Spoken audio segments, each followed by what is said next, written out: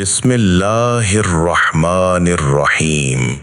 Ubaidullah بن عبداللہ رحمہ اللہ اپنے والد عبداللہ بن عتبہ بن مسعود رحمہ اللہ سے روایت کرتے ہیں، انہوں نے کہا کہ میں حضرت عمر بن خطاب رضی اللہ عنہ کے پاس دوپہر سے کچھ پہلے گیا۔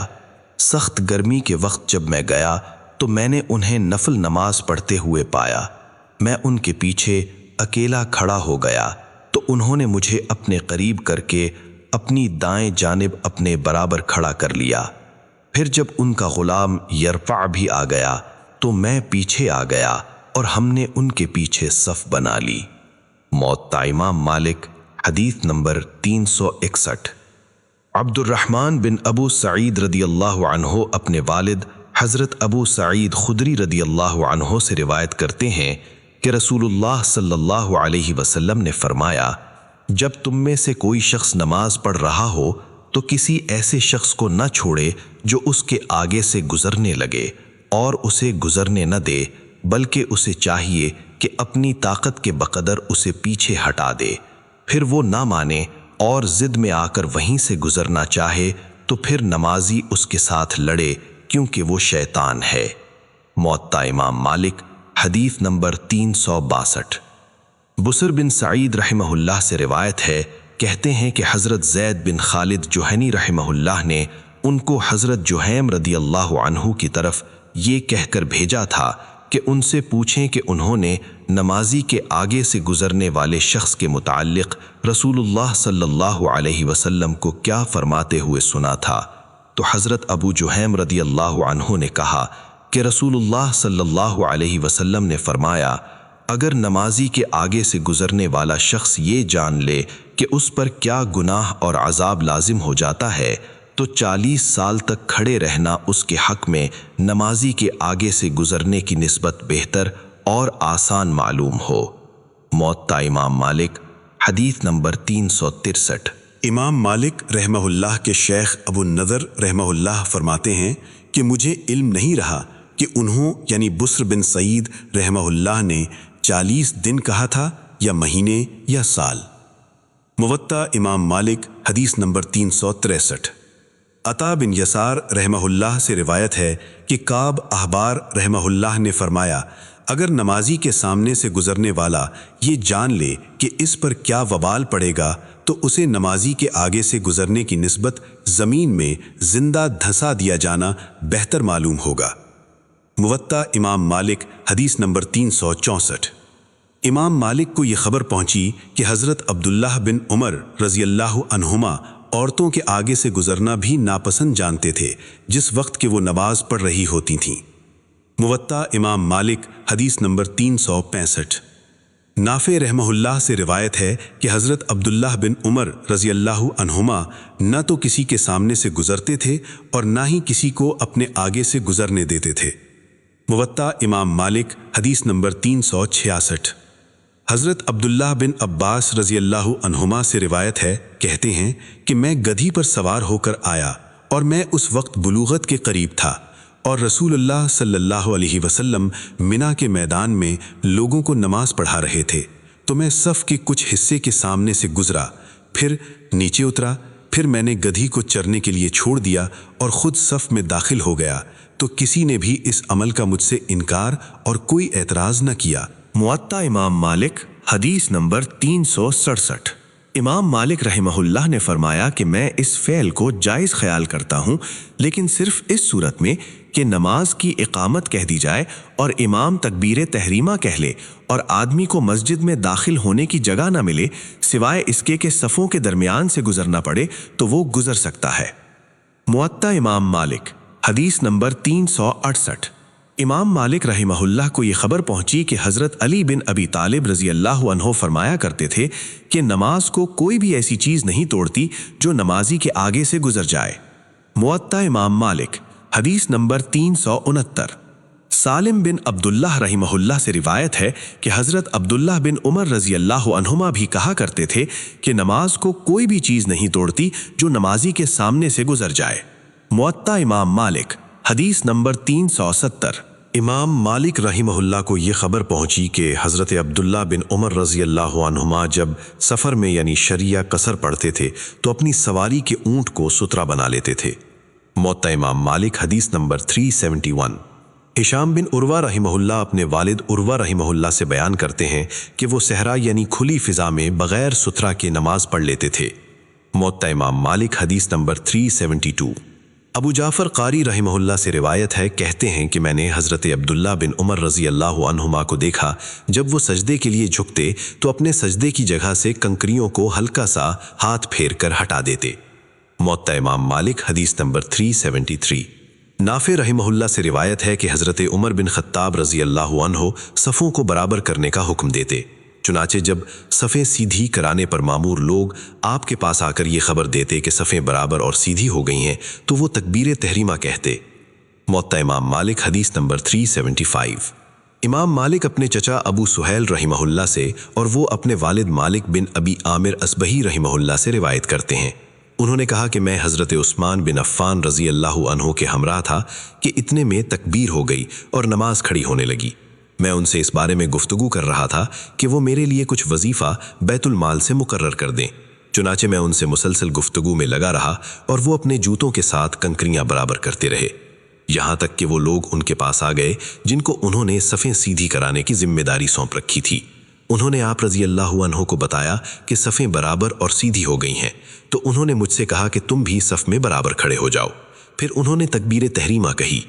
عبد الکریم بن ابی المخارق بصری رحمہ اللہ سے روایت ہے، انہوں نے کہا کہ نبوت کی باتوں میں سے ایک بات یہ بھی ہے کہ جب تو بے حیا ہو جائے تو جو چاہے کر، اور نماز میں دونوں ہاتھوں میں سے ایک کو دوسرے پر رکھنا، یعنی اس طرح کہ آدمی دائیں ہاتھ کو بائیں پر رکھے، اور یہ بھی کہ روزہ جلد افطار کر لینا اور سحری کھانے میں دیر کرنا۔ موطا امام مالک حدیث نمبر 377۔ حضرت سہل بن سعدی سعیدی رضی اللہ عنہ سے روایت ہے، کہتے ہیں کہ لوگوں کو یعنی صحابہ کرام رضی اللہ عنہم کو نبی کریم صلی اللہ علیہ وسلم کی طرف سے یہ حکم دیا جاتا تھا کہ آدمی نماز میں اپنا دائنا ہاتھ اپنے بازو پر رکھے۔ امام مالک کے شیخ ابو حازم رحمہ اللہ کہتے ہیں کہ میں تو بس یہی سمجھتا ہوں کہ وہ حضرت سہل رضی اللہ عنہ کو اس حدیث کو مرفوع یعنی نبی کریم صلی اللہ علیہ وسلم کی طرف منسوب کر رہے تھے۔ موطا امام مالک حدیث نمبر 378۔ نافع رحمہ اللہ سے روایت ہے کہ حضرت عبداللہ بن عمر رضی اللہ عنہما کسی بھی نماز میں قنوت نہیں پڑھا کرتے تھے۔ موطا امام مالک حدیث نمبر 379۔ ہشام بن عروہ اپنے والد عروہ رحمہ اللہ سے روایت کرتے ہیں کہ حضرت عبداللہ بن ارقم رضی اللہ عنہ اپنے ساتھیوں کی امامت کراتے تھے۔ ایک دن نماز کا وقت ہوا تو وہ قضائے حاجت کے لیے چلے گئے، پھر واپس لوٹے اور فرمایا کہ بے شک میں نے رسول اللہ صلی اللہ علیہ وسلم کو یہ فرماتے ہوئے سنا تھا کہ جب تم نے سے کوئی پاخانے کا قصد کرے تو اسے چاہیے کہ نماز سے پہلے اس سے فارغ ہو جائے۔ موطا امام مالک حدیث نمبر 380۔ حضرت ابو ہریرہ رضی اللہ عنہ سے روایت ہے کہ رسول اللہ صلی اللہ علیہ وسلم نے فرمایا کہ یقیناً فرشتے تم میں سے کسی شخص کے لیے دعائیں کرتے رہتے ہیں جب تک کہ وہ اپنی نماز والی اسی جگہ میں موجود رہے جہاں کہ اس نے نماز پڑھی ہو، جب تک کہ وہ بے وضو نہ ہو۔ وہ یہ مندرجہ ذیل دعائیں کرتے ہیں کہ اے اللہ اس کی بخشش فرما، اے اللہ اس پر رحم فرما۔ موطا امام مالک حدیث نمبر 382۔ امام مالک رحمہ اللہ کہتے ہیں کہ نبی کریم صلی اللہ علیہ وسلم کے الفاظ ما لم یحدث کا مطلب میں تو صرف یہی سمجھتا ہوں کہ اس سے مراد وہ متوقع حالت ہے جو وضو کو توڑ دیتی ہے۔ موطا امام مالک حدیث نمبر 382۔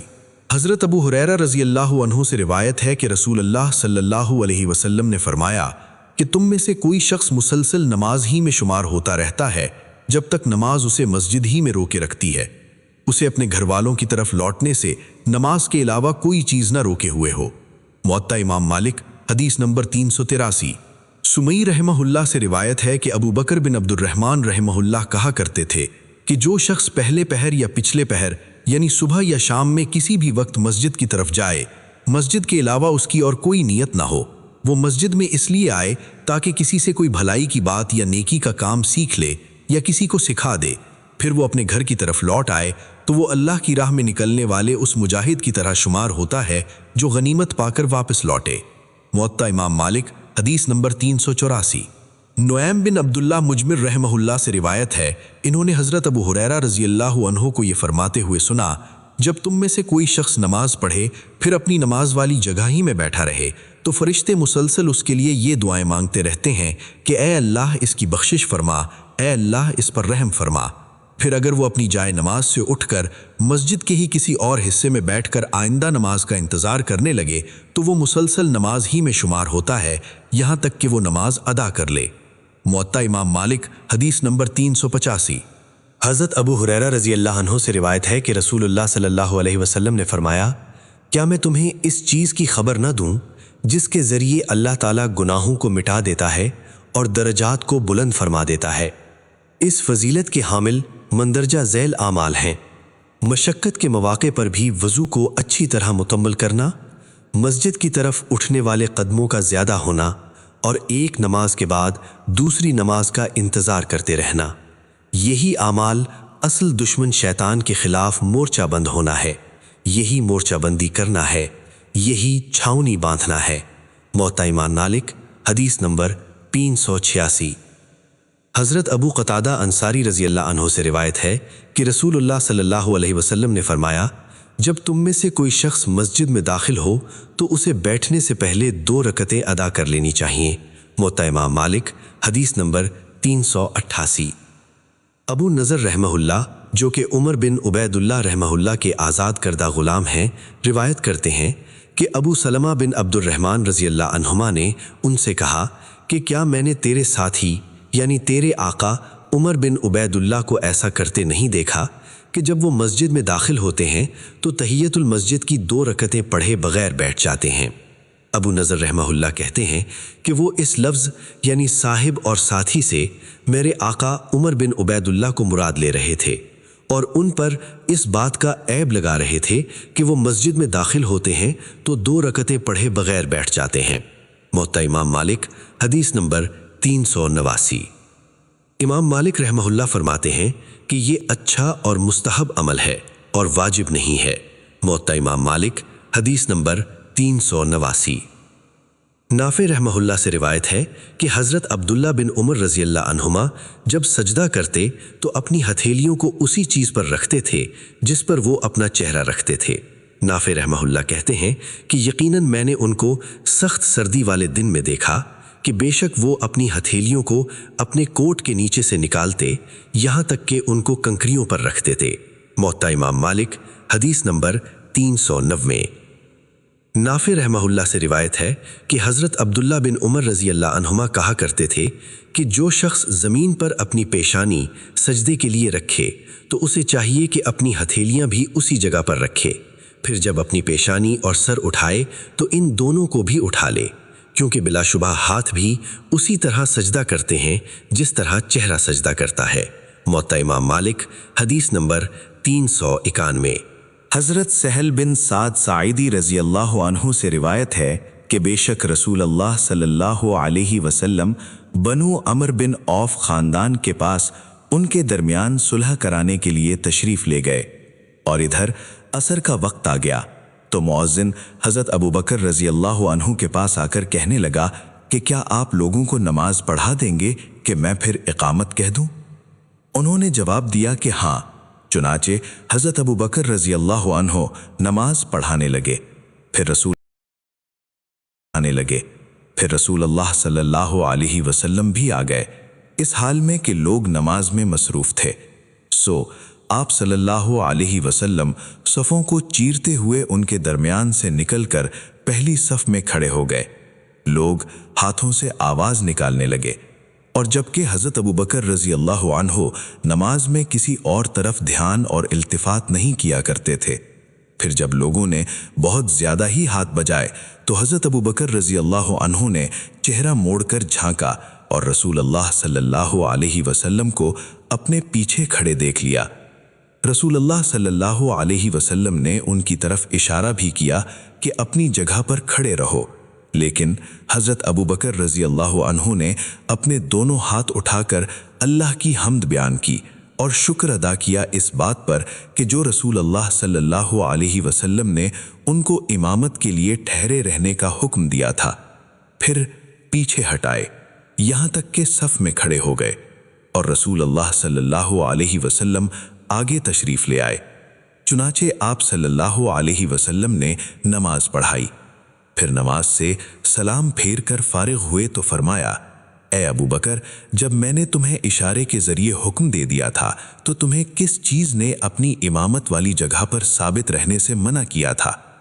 हज़रत अबू बकर रज़ी अल्लाह अन्हो कहने लगे कि अबू कुहाफा के बेटे के लायक ही नहीं कि वो अल्लाह के रसूल सल्लल्लाहु अलैहि वसल्लम के आगे खड़ा हो। फिर रसूल अल्लाह सल्लल्लाहु अलैहि वसल्लम ने फरमाया, मुझे क्या महसूस हुआ कि मैंने तुम्हें हाथों से बहुत ज़्यादा आवाज़ निकालते देखा। सुनो, जिसे अपनी नमाज में इस तरह की कोई चीज़ पेश आ जाए तो उसे चाहिए कि सुबहान अल्लाह कहे, क्योंकि बिलाशुबा जब वो सुबहान अल्लाह कहेगा तो उसकी तरफ तवज्जो और इल्तिफात हो जाएगा। ये हाथों से आवाज़ निकालना तो सिर्फ और सिर्फ औरतों के लिए है और ये उन्हीं को ज़ेब देता है।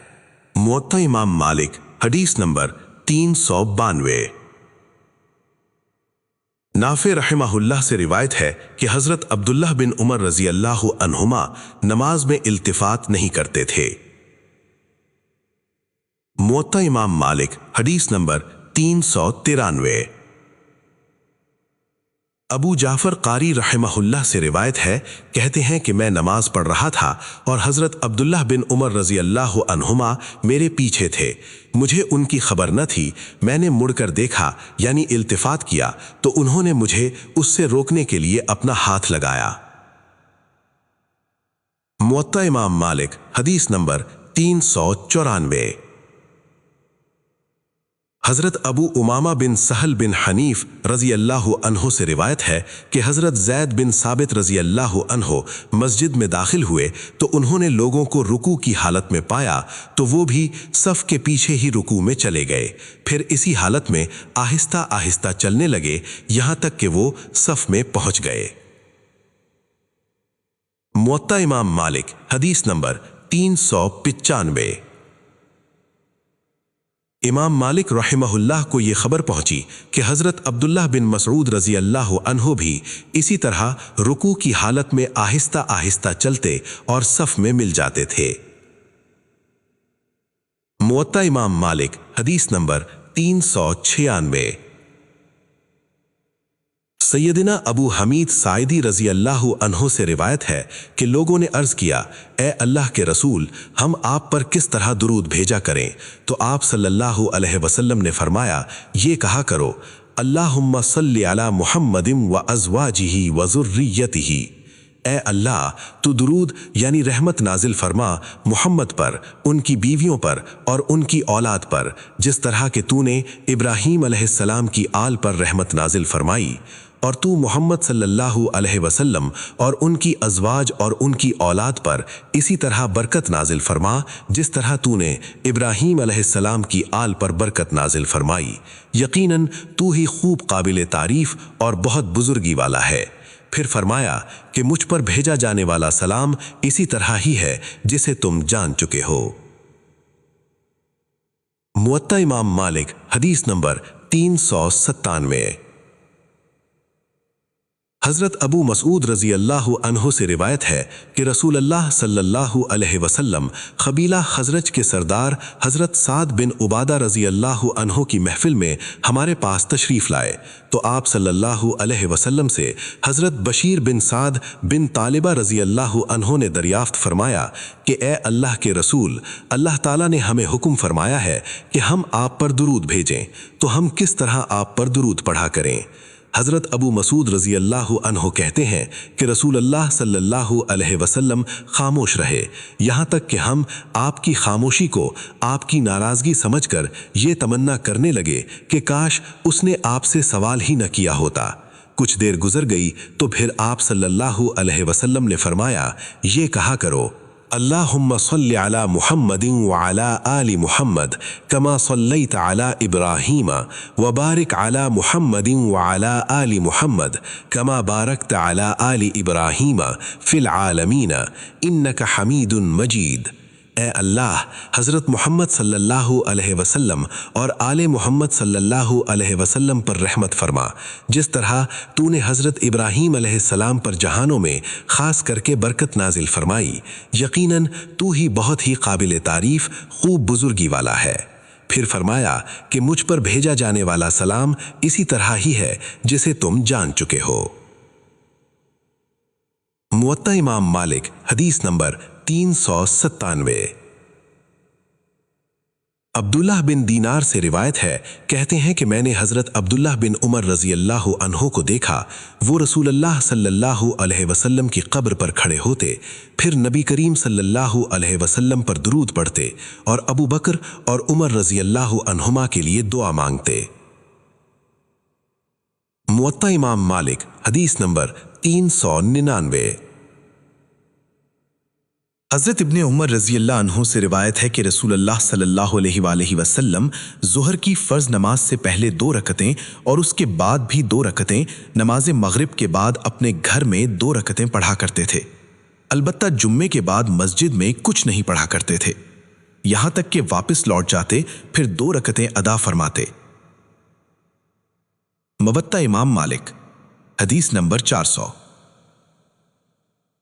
حضرت ابو ہریرہ رضی اللہ عنہ سے روایت ہے کہ رسول اللہ صلی اللہ علیہ وآلہ وسلم نے فرمایا، کیا تم خیال کرتے ہو کہ میرے سامنے کی سمت صرف یہ میرے چہرے والی جانب ہے؟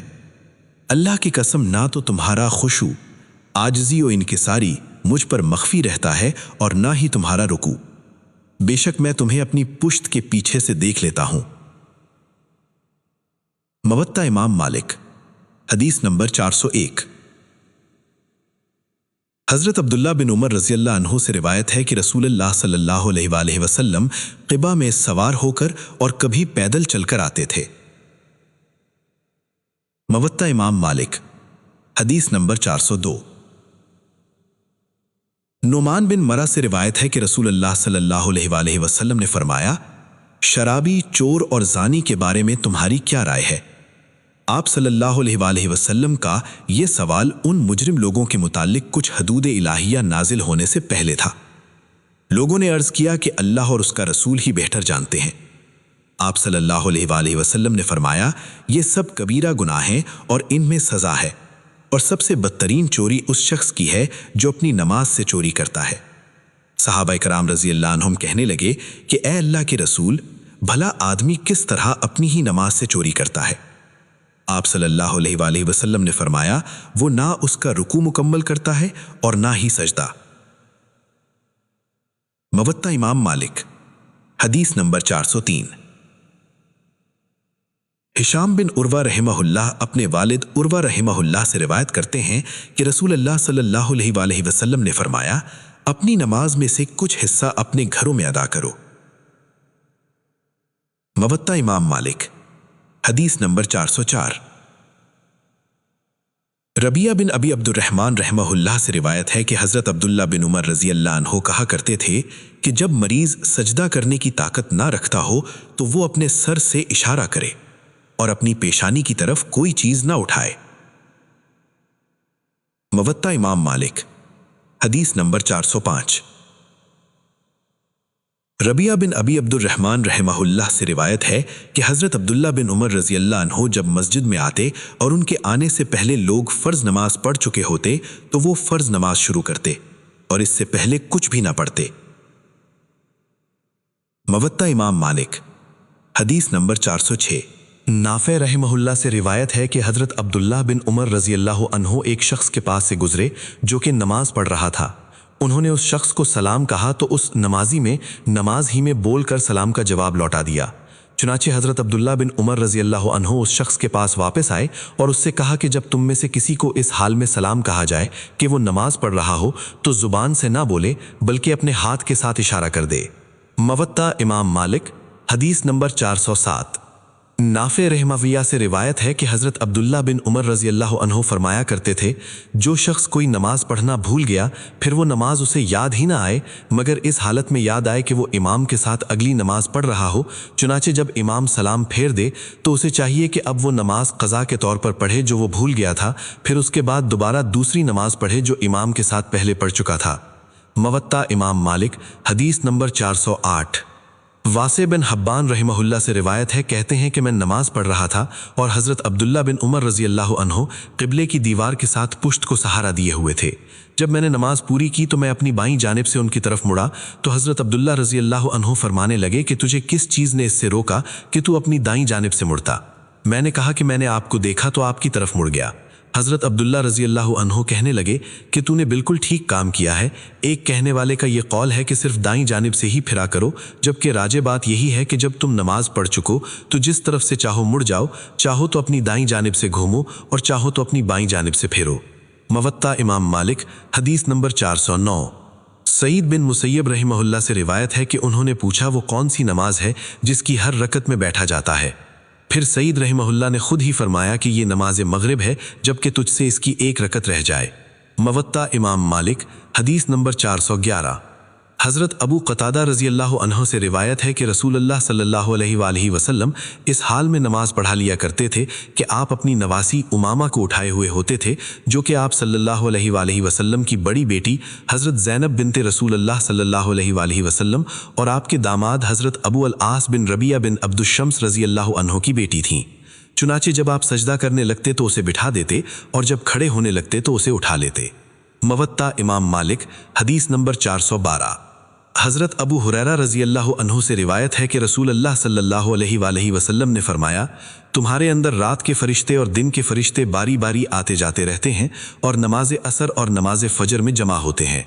फिर जिन्होंने तुम्हारे साथ रात गुजारी होती है वो जबकि आसमान की तरफ चढ़ जाते हैं तो वो उनसे दरियाफ्त फरमाता है, हालांकि वो उन बंदों के अहवाल से बखूबी वाकिफ़ होता है। पूछता है कि तुमने मेरे बंदों को किस हाल में छोड़ा? वो कहते हैं कि हमने उनको छोड़ा और उनके पास से आए तो भी इस हाल में कि वो नमाज पढ़ रहे थे, और हम उनके पास आए थे तो भी इस हाल में कि वो नमाज पढ़ रहे थे। मवत्ता इमाम मालिक, हदीस नंबर 413। सैयदा आयशा रज़ी अल्लाह अन्हा ज़ौजे पैगंबर से रिवायत है कि रसूलुल्लाह सल्लल्लाहु अलैहि वसल्लम अपने मर्ज़ वफ़ात में फ़रमाया, अबू बकर रज़ी अल्लाह अन्हु को हुक्म दो कि वो लोगों को नमाज पढ़ाएं। हज़रत आयशा रज़ी अल्लाह अन्हा अर्ज़ करने लगीं कि ए अल्लाह के रसूल, बेशक अबू बकर जब आपकी जगह में खड़े होंगे तो वो रोने की वजह से लोगों को अपनी आवाज़ और क़िरात न सुना पाएंगे।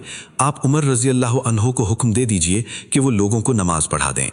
सैयदा आयशा कहती हैं कि फिर मैंने हज़रत हफ्सा रज़ी अल्लाह अन्हा से कहा कि तुम रसूलुल्लाह सल्लल्लाहु अलैहि वसल्लम से अर्ज़ करो कि यकीनन अबू बकर जब आपकी जगह पर खड़े होंगे तो वो रोने की बिना पर लोगों को कुछ न सुना पाएंगे, लिहाजा आप उमर रज़ी अल्लाह अन्हु को हुक्म दे दीजिए कि वो लोगों को नमाज पढ़ा दें।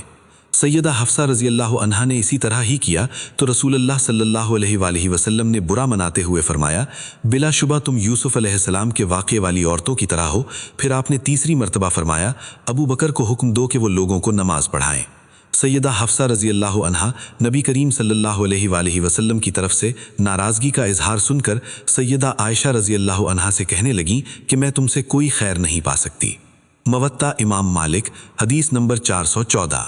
हज़रत उबैदुल्लाह बिन अदी बिन खयार रज़ी अल्लाह अन्हु से रिवायत है कि रसूलुल्लाह सल्लल्लाहु अलैहि वसल्लम लोगों के दरमियान तशरीफ़ फरमा थे कि इसी असना में अचानक एक आदमी आप सल्लल्लाहु अलैहि वसल्लम के पास आया और आपसे सरगोशी करने लगा। हम उसकी आपसे सरगोशी को ना जान सके, यहाँ तक कि रसूलुल्लाह सल्लल्लाहु अलैहि वसल्लम ने अपनी आवाज़ बुलंद फरमाई तो यकायक हमें पता चला कि वो आप सल्लल्लाहु अलैहि वसल्लम से मुनाफिकीन में से एक शख्स के कत्ल की इजाज़त मांग रहा था। जब रसूलुल्लाह सल्लल्लाहु अलैहि वसल्लम ने अपनी आवाज़ बुलंद की तो आप सल्लल्लाहु अलैहि वसल्लम ने उससे फरमाया कि क्या वो ये गवाही नहीं देता कि यकीनन अल्लाह के सिवा कोई सच्चा माबूद नहीं और बेशक मोहम्मद सल्लल्लाहु अलैहि वसल्लम अल्लाह के रसूल हैं। उस आदमी ने जवाब दिया कि क्यों नहीं, वो गवाही तो देता है लेकिन उसकी शहादत और गवाही मोतबर ही नहीं है। आप सल्लल्लाहु अलैहि वसल्लम ने फरमाया, क्या वो नमाज नहीं पढ़ता? तो उसने कहा कि क्यों नहीं, लेकिन उसकी तो नमाज भी काबिल कबूल नहीं है। रसूलुल्लाह सल्लल्लाहु अलैहि वसल्लम ने फरमाया, यही वो लोग हैं जो तौहीद और रिसालत की गवाही देकर नमाज पढ़ने लगे, ख्वाह वो इसमें सच्चे हों या ना हों, तो यही हैं वो जिनके कत्ल से अल्लाह ने मुझे मना फरमा दिया है। मुअत्ता इमाम मालिक, हदीस नंबर 415। अत्तार बिन यस्सार रहमहुल्लाह से रिवायत है कि रसूलुल्लाह सल्लल्लाहु अलैहि वसल्लम ने दुआ मांगते हुए फरमाया, ए अल्लाह, मेरी कब्र को बुत यानी ऐसी इबादतगाह ना बनाना जिसकी पूजा की जाती हो। اللہ کا غضب ان لوگوں پر بہت سخت ہو گیا جنہوں نے اپنے انبیاء کرام علیہم السلام کی قبروں کو مساجد بنا لیا۔ موطا امام مالک حدیث نمبر 416۔ حضرت محمود بن ربیع انصاری رضی اللہ عنہ سے روایت ہے کہ ایک بدری صحابی حضرت عتبان بن مالک رضی اللہ عنہ اپنی قوم کی امامت کراتے تھے، اس حال میں کہ وہ نابینا تھے۔ یقیناً انہوں نے رسول اللہ صلی اللہ علیہ وسلم سے عرض کی کہ بلا شبہ اندھیرا بھی ہوتا ہے، کبھی بارش بھی ہوتی ہے اور سیلاب بھی ہوتا ہے، اور جب کہ میں کمزور بینائی والا شخص ہوں، اے اللہ کے رسول میرے گھر میں کسی جگہ پر نماز پڑھ دیجئے تاکہ میں اس جگہ کو اپنی جائے نماز بنا لوں۔ حضرت محمود رضی اللہ عنہ کہتے ہیں کہ ان کی درخواست پر رسول اللہ صلی اللہ علیہ وسلم ان کے پاس تشریف لائے، پھر فرمایا کہ تم کہاں پسند کرتے ہو کہ میں نماز پڑھوں؟ انہوں نے گھر کی ایک جگہ کی طرف اشارہ کیا تو رسول اللہ صلی اللہ علیہ وسلم نے اس جگہ میں نماز ادا فرمائی۔ موطا امام مالک حدیث نمبر 418۔ عباد بن تمیم رحمہ اللہ اپنے چچا حضرت عبداللہ بن زید بن عاصم رضی اللہ عنہ سے روایت کرتے ہیں کہ انہوں نے رسول اللہ صلی اللہ علیہ وسلم کو مسجد میں چت لیٹے ہوئے دیکھا، اس حال میں کہ آپ صلی اللہ علیہ وسلم نے اپنا ایک پاؤں دوسرے پر رکھا ہوا تھا۔ موطا امام مالک حدیث نمبر 419۔ سعید بن مسیب سے روایت ہے کہ حضرت عمر بن خطاب رضی اللہ عنہ اور حضرت عثمان بن عفان رضی اللہ عنہ بھی اس طرح کر لیا کرتے تھے کہ سیدھے لیٹ کر پاؤں پر پاؤں رکھ لیتے تھے۔ موطا امام مالک حدیث نمبر 419۔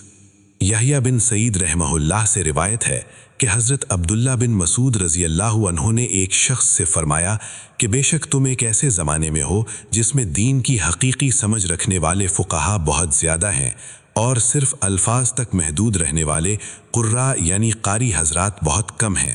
اس زمانے میں قرآن مجید کی حدود محفوظ ہیں اور اس کے بیان کردہ قوانین پر عمل جاری ہے، اور اس کے حروف ضائع کیے جاتے ہیں، یعنی زیادہ توجہ عمل پر ہے اور حروف کی ادائیگی میں تکلفات سے کام نہیں لیا جاتا۔ مانگنے والے بہت کم ہیں اور دینے والے بہت زیادہ ہیں۔ وہ نماز کو لمبا کرتے ہیں اور خطبہ چھوٹا دیتے ہیں۔ وہ اپنی خواہشات سے پہلے اعمال کو ترجیح دیتے ہیں، اور لوگوں پر ایک ایسا زمانہ آئے گا کہ ان کے فقہا کم ہوں گے اور قرآن پڑھنے والے زیادہ ہوں گے۔ اس میں قرآن مجید کے حروف کی حفاظت کی جائے گی اور اس کی حدود کو ضائع کیا جائے گا۔ سوال کرنے والے زیادہ ہوں گے اور دینے والے بہت کم ہوں گے۔ اس زمانے میں لوگ خطبہ لمبا کریں گے اور نماز کو چھوٹا رکھیں گے، اور وہ اس دور میں اپنی خواہشات کو ترجیح دے کر اپنے عملوں سے مقدم رکھیں گے۔ موطا امام مالک حدیث نمبر 420۔ سیدہ عائشہ رضی اللہ عنہا زوجہ پیغمبر صلی اللہ علیہ وسلم سے روایت ہے، کہتی ہیں کہ رسول اللہ صلی اللہ علیہ وسلم کے نزدیک سب سے پسندیدہ و محبوب عمل وہ تھا جس کو کرنے والا اس پر ہمیشگی کرے۔ موطا امام مالک حدیث نمبر 422۔ عامر بن سعد رحمہ اللہ اپنے والد حضرت سعد بن ابی وقاص رضی اللہ عنہ سے روایت کرتے ہیں، انہوں نے کہا کہ رسول اللہ صلی اللہ علیہ وسلم کے عہد میں 2 بھائی تھے، ان میں سے ایک بھائی اپنے ساتھی یعنی دوسرے بھائی سے 40 راتیں پہلے فوت ہو گیا، دوسرا بھائی 40 دن بعد فوت ہوا۔ رسول اللہ صلی اللہ علیہ وسلم کے پاس ان میں سے پہلے فوت ہونے والے بھائی کی فضیلت کا تذکرہ ہوا، اور لوگوں نے اسے دوسرے بھائی سے زیادہ اجر کا مستحق جانا۔ تو رسول اللہ صلی اللہ علیہ وسلم نے فرمایا، کیا دوسرا یعنی جو بعد میں فوت ہوا مسلمان نہیں تھا؟ لوگوں نے عرض کیا کہ کیوں نہیں اے اللہ کے رسول، وہ بھی مسلمان ہی تھا اور اس کے اسلام میں بھی کوئی حرج نہیں تھا۔ تو رسول اللہ صلی اللہ علیہ وسلم نے فرمایا، تم اس کے مرتبے و مقام کو کیا جانو جس تک اس کی 40 دن کی نماز نے اسے پہنچا دیا ہے؟ یقیناً نماز کی مثال تو اس میٹھے پانی والی گہری نہر کی طرح ہے جو تم میں سے کسی کے دروازے پر اس کے سامنے سے بہتی ہو، وہ اس میں ہر روز 5 دفعہ داخل ہوتا ہو اور اس میں غسل کرتا ہو، تو تمہارا کیا خیال ہے کہ یہ عمل اس کے بدن پر کچھ بھی میل کچیل باقی رہنے دے گا؟ یقیناً نہیں۔ لہٰذا بلا شبہ تم اس مرتبے و مقام کو نہیں جان سکتے جہاں تک اس کی نماز نے اسے پہنچا دیا ہے۔ موطا امام مالک حدیث نمبر 423۔ امام مالک رحمہ اللہ کو یہ خبر پہنچی کہ عطا بن یسار رحمہ اللہ کے پاس سے جب کوئی ایسا شخص گزرتا جو مسجد میں کوئی چیز بیچ رہا ہوتا تو وہ اسے بلا لیتے، پھر اس سے پوچھتے کہ تیرے پاس کیا چیز ہے اور تم کیا چاہتے ہو؟ چنانچہ اگر تو وہ ان کو یہ بتاتا کہ وہ اسے بیچنا چاہتا ہے تو فرماتے کہ پھر تم دنیا کے کسی بازار کو لازم پکڑو، اور یہ مسجد تو صرف اور صرف آخرت ہی کا بازار ہے۔ موطا امام مالک حدیث نمبر 424۔ حضرت طلحہ بن عبید اللہ رضی اللہ عنہ سے روایت ہے، کہتے ہیں کہ ایک آدمی رسول اللہ صلی اللہ علیہ وسلم کی خدمت میں حاضر ہوا۔ وہ اہل نجد میں سے تھا، سر کے بال بکھرے ہوئے تھے، اس کی آواز کی بھن بھناہٹ تو سنائی دیتی تھی، لیکن وہ جو کچھ کہہ رہا تھا ہم اسے سمجھ نہیں پا رہے تھے۔ یہاں تک کہ وہ قریب آ گیا تو یکا یک ہمیں معلوم ہو گیا کہ وہ اسلام کے متعلق سوال کر رہا تھا۔ چنانچہ رسول اللہ صلی اللہ علیہ وسلم نے اس سے فرمایا، اسلام کا ایک رکن دن اور رات میں 5 نمازیں قائم کرنا ہے۔ اس نے دریافت کیا کہ کیا مجھ پر ان 5 کے علاوہ نمازیں بھی لازم ہیں؟ آپ صلی اللہ علیہ وسلم نے فرمایا، نہیں، الا یہ کہ تو خوشی سے کوئی نفل ادا کرے۔ پھر رسول اللہ صلی اللہ علیہ وسلم نے فرمایا، اور اسلام کا ایک رکن ماہ رمضان کے روزے رکھنا ہے۔ اس نے پوچھا کہ کیا مجھ پر اس رمضان کے علاوہ بھی کچھ فرض ہے؟ رسول اللہ صلی اللہ علیہ وسلم نے فرمایا، نہیں، الا یہ کہ تو کوئی نفلی روزہ رکھنا چاہے تو رکھ لے۔ حضرت طلحہ رضی اللہ عنہ کہتے ہیں کہ رسول اللہ صلی اللہ علیہ وسلم نے زکوٰۃ کا بھی ذکر فرمایا، تو اس نے پوچھا کہ کیا مجھ پر اس کے علاوہ بھی فرض ہے؟ آپ صلی اللہ علیہ وسلم نے فرمایا، نہیں، مگر یہ کہ تو کوئی نفلی صدقہ کر سکتا ہے۔ حضرت طلحہ رضی اللہ عنہ کہتے ہیں کہ پھر وہ اس حال میں واپس ہوا کہ وہ یہ کہہ رہا تھا، اللہ کی قسم، میں نہ تو اس سے کچھ زیادہ کروں گا اور نہ کم کروں گا۔ تو رسول اللہ صلی اللہ علیہ وسلم نے فرمایا، اگر وہ سچا ثابت ہوا تو یقیناً کامیابی پا گیا۔ موطا امام مالک حدیث نمبر 426۔ حضرت ابو ہریرہ رضی اللہ عنہ سے روایت ہے کہ رسول اللہ صلی اللہ علیہ وسلم نے فرمایا، جب تم میں سے کوئی شخص سو جاتا ہے تو شیطان اس کی گدی پر 3 گرہیں باندھ دیتا ہے، اور ہر گرہ مارتے ہوئے کہتا ہے کہ تجھ پر بڑی لمبی رات باقی ہے، لہٰذا تو سویا ہی رہ۔ پھر اگر آدمی بیدار ہو کر اللہ کا ذکر کر لیتا ہے تو ایک گرہ کھل جاتی ہے، پھر اگر وہ وضو کر لے تو دوسری گرہ بھی کھل جاتی ہے، اور پھر اگر نماز پڑھنے لگے تو تیسری گرہ بھی کھل جاتی ہے۔ چنانچہ وہ اس حال میں صبح کرتا ہے کہ وہ نیکی کے معاملے میں چست، سرگرم، مستعد اور حشاش و بشاش اور پاکیزہ دل والا ہوتا ہے، ورنہ بصورت دیگر وہ اس حال میں صبح کرتا ہے کہ خبیث دل والا اور سست ہوتا ہے۔ موطا امام مالک حدیث نمبر 427۔